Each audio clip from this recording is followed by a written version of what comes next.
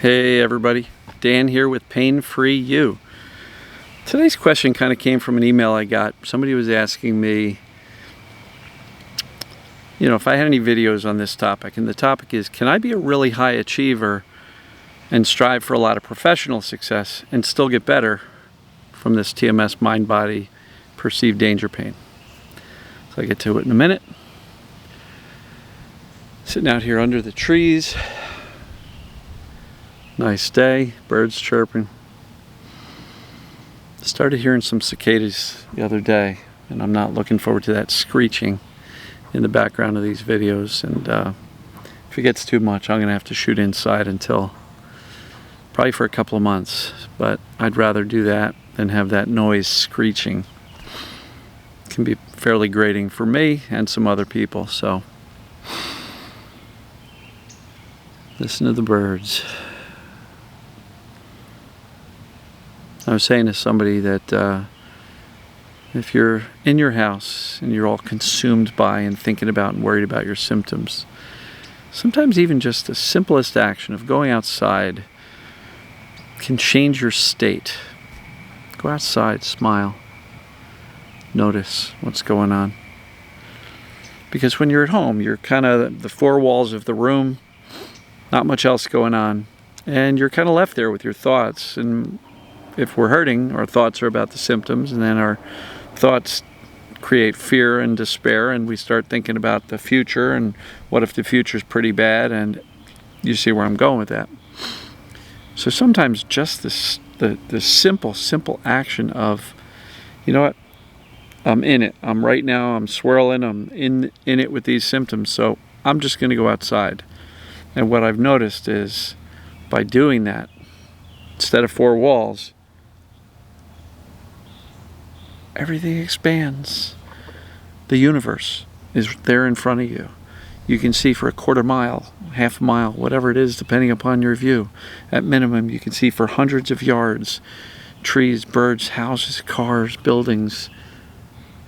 It's so expansive. Now compare that to the four walls of your house, right? So even if you feel like you're kind of on housebound or bedbound, you're afraid to go out. Sometimes even just going out on your front step, your front porch, your backyard, can expand your awareness of life, of your world, and can be very helpful to get you out of this inward focused, suffering, turmoil stuff. Step outside. It's really useful. So, to the topic. Can I be a high achiever? Meaning like a perfectionist and a go-getter and really go after life and try to be very successful and still get better from TMS, perceived danger, pain, or symptoms? My answer is absolutely yes. Right? Now, Sarno nailed down the personality types: perfectionist, type A personality, hard driver, people pleaser, do-gooder, not as much self-care, right? These are some of the typical characteristics. And a lot of people say, well, because of that, I got to change who I am. I don't think you do. It's perfectly fine to be a perfectionist. You might want to learn to be a little bit less of a perfectionist, but look, it's tough to change who we are, especially without an objective in mind. If you know that, I like the term cooling your jets. If by cooling your jets can help you get out of symptoms, sometimes it's beneficial to start saying, okay, instead of reacting with, my hair's on fire, if we can learn to cool our jets, kind of take a more calm response, I'm okay.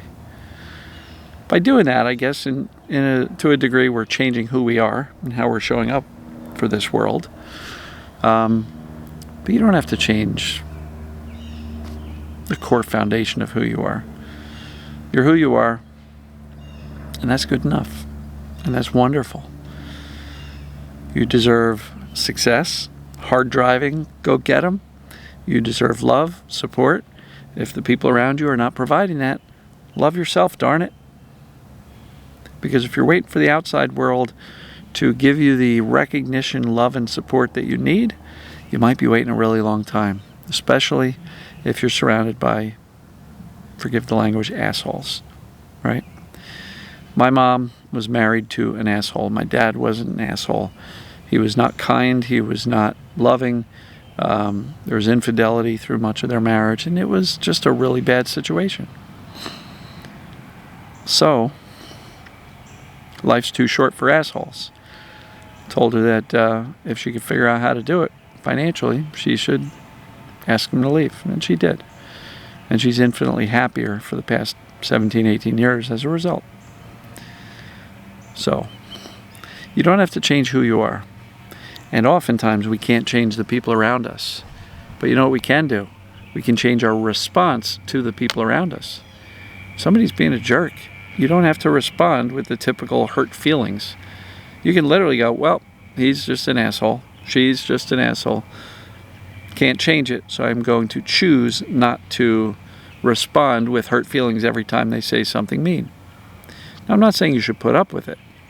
What I'm saying is, when you choose your response and change your response to somebody who's a little bit belligerent and aggressive, that can change them. Because all of a sudden, if they realize they're not pushing your buttons anymore and they're not upsetting you anymore, they might notice that and be like, hey, what's going on here? Right? And so any of that. Can you be a high performer? High achiever? Absolutely.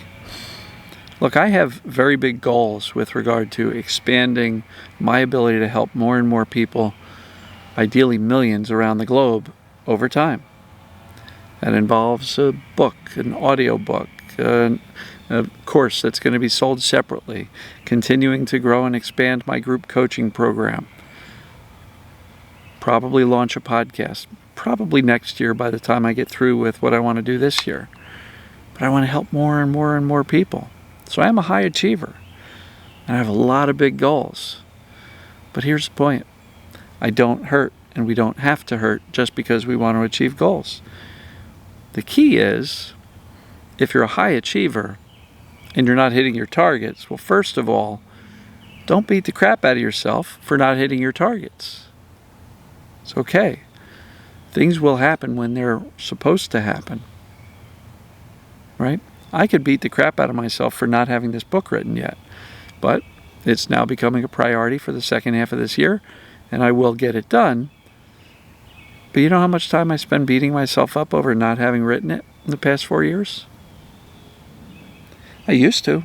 I used to feel pretty crappy about myself. But it's not the desire to be a high achiever and get a lot done and help a lot of people. That's not the problem. It's the self-judgment for feeling like I should be over there and I'm still over here. That's the gap and the gain concept that I've talked about. David Robeson, there's a book, The Gap and the Gain. If I were always focusing on I should be over there and I'm over here and I'm missing everything in between, it'd be pretty miserable. Focus on the progress. Focus on the things you've accomplished, not the ultimate goal that you're not at yet, because if you're always focusing on the gap between where you are and where you think you should be, and that includes symptoms too, you're going to be pretty miserable. If you're focusing on the fact that I still hurt and I should be better by now, you're going to be miserable. How about focusing on the progress? You've made progress, haven't you? At minimum, you've learned about this stuff. You've decided, yep, this is what's going on with me. Maybe the symptoms haven't changed yet. Maybe they go up and down and sideways, but you've still made progress. If you're more confident, that's progress. If you're more able to soothe yourself and reassure yourself, that's progress. If you're freaking out less, that's progress. Even if you're still freaking out, if you're freaking out less, progress. If you're taking steps and living your life a little bit more and expanding your capacity and going out and doing more things, that's progress, even if you still hurt. So back to the high achiever stuff. Look, raise your hand, comment below if you've got some perfectionist tendencies. You can still be the same person, but you can still get well. But don't take that perfectionistic, high achieving, got to get it done by yesterday afternoon, to the TMS recovery process. Because if you go after recovery super intensely, you're convincing and showing your brain, I got a big problem that I got to solve right now. And I'm going to go about it so intensely because I'm a perfectionist and I got to do this. Well, sometimes, at least in the world of recovery from perceived danger, pain, or symptoms, the answer is truly knowing I'm already okay. And then living your life as if that's true. It's a lot harder than it sounds, but the concept is truly simple, and it does work. This stuff works, folks. So I'm going to wrap it up there.